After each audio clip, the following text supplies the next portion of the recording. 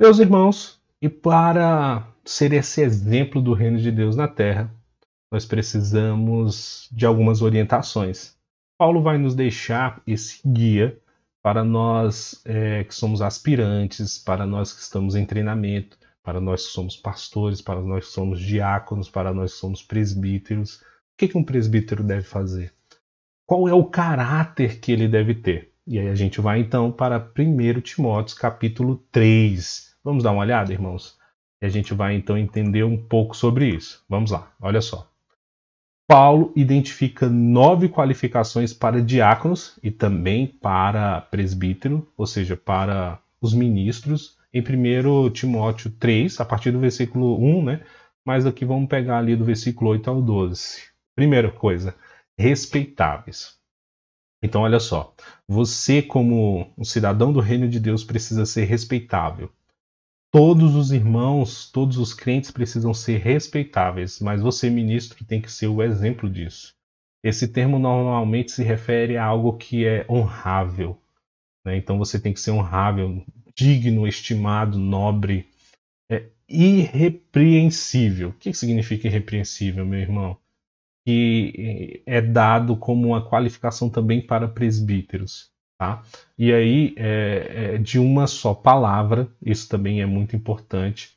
Aqueles que têm a língua dobre, por exemplo, que dizem algo aqui, depois desdizem ali, né? Tem duas faces, fala uma coisa na sua frente, nas costas fala outra. Né? Então, você, ministro, isso não pode existir. Uma só palavra. Falou? Faz. Fofoca? Nunca. Não inclinados a muito vinho. Isso aqui é muito importante, porque aqui não se está falando somente de bebidas alcoólicas, mas de todo tipo de vício, irmãos. Desde de vinho, cigarro, qualquer tipo de droga ou outros vícios.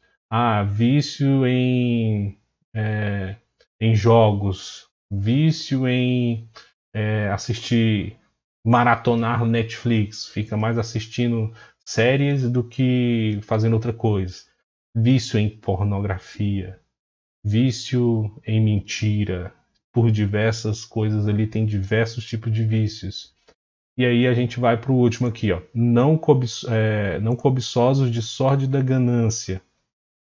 Se uma pessoa ama o dinheiro, não está qualificado para ser um diácono. Muito simples. Especialmente porque os diáconos frequentemente, né, eles lidam com questões financeiras da igreja. A gente lembra ali em Atos capítulo 6 que os diáconos foram levantados para resolver problemas de distribuição de alimentos, ou seja, problemas que envolvem bens, receitas, né? De simples assim, né? Quem é que é a pessoa habilitada para trabalhar com dinheiro na igreja? É um diácono, né? Então, isso envolve muito o serviço de um diácono. E eles precisam ser sólidos na fé e na vida.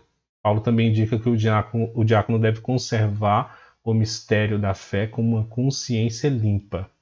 A expressão mistério da fé é simplesmente um modo de Paulo falar do evangelho. Tá? Então, o mistério da fé, ele está falando de quê? Do Evangelho. Consequentemente, essa afirmação se refere à necessidade de os diáconos manterem-se firmes no verdadeiro Evangelho e não oscilantes. Você tem que ter certeza daquilo que você está escolhendo. Você é um ministro do Evangelho de Deus. Você é um habitante do reino de Deus. A sua fé ela tem que ser inabalável. Qual é a sua maturidade? Que você é hoje como cristão? Você é uma pessoa que, não sei, vou ficar aqui, vou ver o que eu estou fazendo. Não. Precisa ser realmente uma pessoa decidida. Você é realmente uma pessoa sólida na fé e na vida? Bom, precisa refletir sobre isso. Essa é uma qualificação que não envolve apenas as crenças de alguém, pois o diácono deve manter essas crenças com consciência limpa. Isto é, o comportamento de um diácono deve ser consistente com suas crenças, com sua fé. Irrepreensíveis, a gente já falou um pouco aqui, né? Paulo ele escreve que os diáconos devem ser primeiramente experimentados e se mostrarem irrepreensíveis, aí ele deve exercer o diaconato. Irrepreensíveis é um termo genérico que se refere ao caráter geral de uma pessoa. Embora Paulo não especifique que tipo de teste deve ser feito, no mínimo deve-se examinar a vida da pessoa, a reputação, as posições teológicas do candidato, né? Então, qual é o conhecimento? Porque assim, você está aqui, a gente entende que você já é uma pessoa madura na fé, que você já é uma pessoa teologicamente fundamentada, ou seja, você sabe todas as doutrinas bíblicas, sabe toda a história bíblica, então você está aqui já é uma pessoa experimentada. Se não, irmão, corra, corra. A gente vai fazer alguns cursos com essa intenção também, de municiar os irmãos com a palavra de Deus, um curso assim bacana, a gente já está planejando, segura aí. Então, mais do que isso, a congregação não deveria examinar apenas a maturidade moral, espiritual e doutrinária do diácono em potencial, mas também deveria considerar o histórico de serviço dele na igreja. Então, a própria ação dele, ele já servindo a igreja, valida ele ser chamado para o diaconato, né? Esposa piedosa, que a gente entende também como uma questão de diaconisa, né? Os próprios requisitos dela, né? E muitas vezes você entende que o ministério cristão, quando de casados, ele precisa aquilo que você deve ter experimentado, né? Se você foi indicado pelo seu pastor para o ministério, a gente vai perguntar para sua esposa: e aí? Você entende o chamado dele? Você autoriza? E vice-versa. Se é a esposa que foi chamada, a gente pergunta para o marido: e aí? Porque precisa ter o casal junto, né? Não é uma coisa de um só. Né? Isso é muito importante. Marido de uma só mulher. É importante a gente entender também, quando Paulo ele escreve, existiam muitos judeus que haviam se convertido. Né?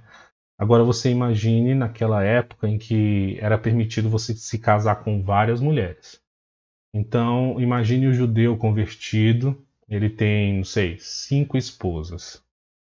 E aí, Jesus está falando, olha, marido de uma só mulher. E aí, o que acontece agora? Ele tem que se divorciar das outras 4 que ele tinha? Então, isso gerou muito problema na igreja, lá no seu início. É claro que não foi sugerido que aquele judeu que se converteu ao cristianismo, que tinha 5 esposas, que ele se divorciasse de 4 delas.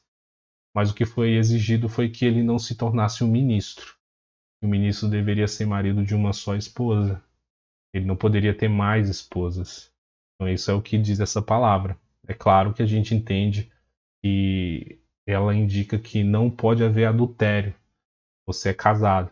E aí nessa leitura que a gente está passando, você entende também que o diácono ele pode ser um diácono e ele ainda pode ser solteiro. Ele está cumprindo. Ele não é marido de nenhuma esposa e nem também de muitas esposas. E aqui a ideia é exatamente que você deve ser marido de uma só. Então, em algum momento, ele vai casar. A não ser que ele tenha escolhido para a sua vida o celibatário, né, que Paulo ele valida lá em 1 Coríntios capítulo 7 em diante. Tá?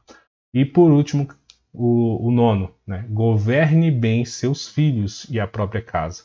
O diácono deve ser o líder espiritual de sua esposa e seus filhos. Isso é muito importante. Governe bem os seus filhos e a sua casa. Não quer dizer que se você tem um filho que se desviou, então o seu ministério está arruinado. Não, isso não quer dizer isso. Senão o próprio Deus seria o pior líder, né? Porque o Deus que é perfeito, e nós temos muitas pessoas que não o têm como pai, né? Então, se o próprio Deus se encontra nessa situação, a gente também não pode, de certo modo, entender que se um filho nosso decidiu não viver segundo aquilo que a gente tem ensinado, então meu ministério fracassou. A gente precisa entender que é um princípio. Um princípio não é uma lei. E você tem que ensinar o teu filho no caminho em que deve andar. E aí ele vai fazer a escolha dele. A escolha tem que ser uma escolha livre da pessoa servir a Cristo ou não. Amém? Beleza? Então vamos lá para a terceira aula já já. Valeu, graças a Deus.